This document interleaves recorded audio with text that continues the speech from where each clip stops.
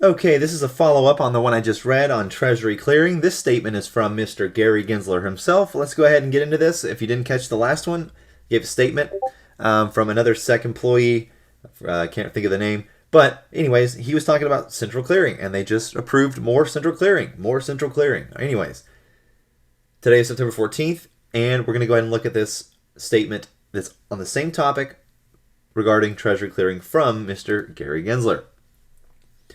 Today, the Commission will consider whether to propose standards for covered clearing agencies, also known as clearinghouses, regarding the clearance of certain trades involving U.S. Treasury securities. I am pleased to support these rules because if adopted, they would help to make a vital part of our capital markets more efficient, competitive, and resilient. The 24 trillion Treasury market, the deepest, most liquid market in the world, is the base upon which so much of our capital markets are built. Treasury markets are integral to how the Federal Reserve administers monetary policy. They are how we, as the government and as taxpayers, raise money. We are the issuer. The SEC plays a critical role in how the Treasury market functions, including to help ensure that these markets stay efficient, competitive, and resilient. One aspect of that role is our oversight of clearinghouses for Treasury securities. Why are clearinghouses important? Clearinghouses and central clearing play a vital role in our capital markets. Clearinghouses facilitate what one might call the market plumbing, the process during which cash and securities in a transaction change hands. Rather than having thousands of bilateral relationships amongst market participants, clearinghouses sit in the middle as the buyer to every seller and the seller to every buyer. While central clearing does not eliminate all risk, it certainly does lower it. First, clearinghouses do so, I guess they lower risk by sitting in the middle and reducing all the risks amongst and between the counterparties through a means called multi-party netting. This also generally lowers the overall margin or collateral needed in the system. Further, central clearing reduces risk through the robust rules of the clearinghouses themselves, including for the collection of initial and variation margin.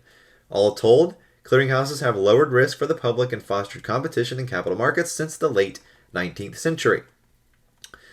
Though the Treasury market may be considered amongst the world's safest, most liquid markets, that same market experienced several tremors over the course of the 1980s. These tremors held Congress in 1986 to add clearinghouses for Treasury securities to our mandate. Just over a decade after, in 1975, Congress gave the SEC authority over clearinghouses for stocks, bonds, and certain other securities. Congress appreciated the benefits of clearinghouses when it took these steps. In 2017, however, only 13% of Treasury cash transactions were centrally cleared. In the 1990s, this ratio was significantly higher. Prior to 2000, all users of interdealer brokers, or IDB, platforms were members of central clearinghouses, and thus their trades were centrally cleared. Since then, several things have changed in our markets. Particularly, there has been a significant increase of principal trading firms, or PTFs, trading in this market. Further, the IDBs currently are taking on some clearinghouse-like functions, though they are not regulated as clearinghouses. Currently, IDBs, which sit in the middle of these markets, often are bringing just one side of the trade into central clearing. This occurs when the IDB is a member of the clearinghouse and trading with a non-member counterparty.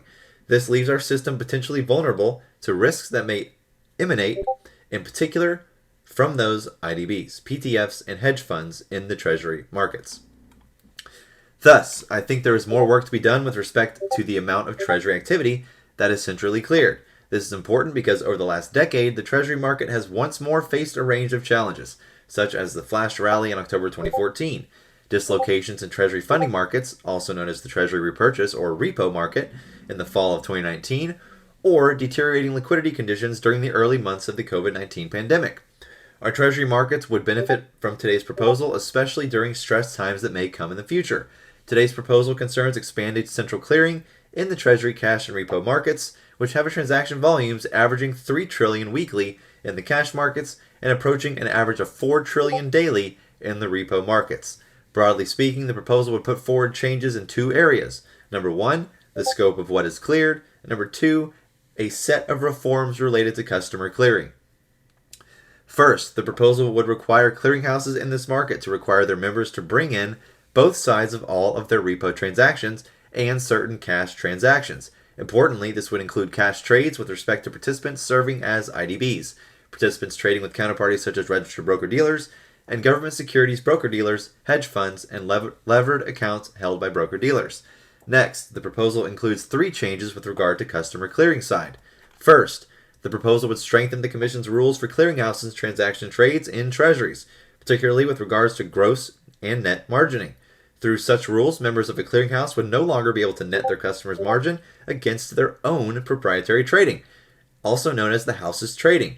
This would promote greater competition and resiliency in the system by helping ensure that customers' trades do not depend on their broker-dealers.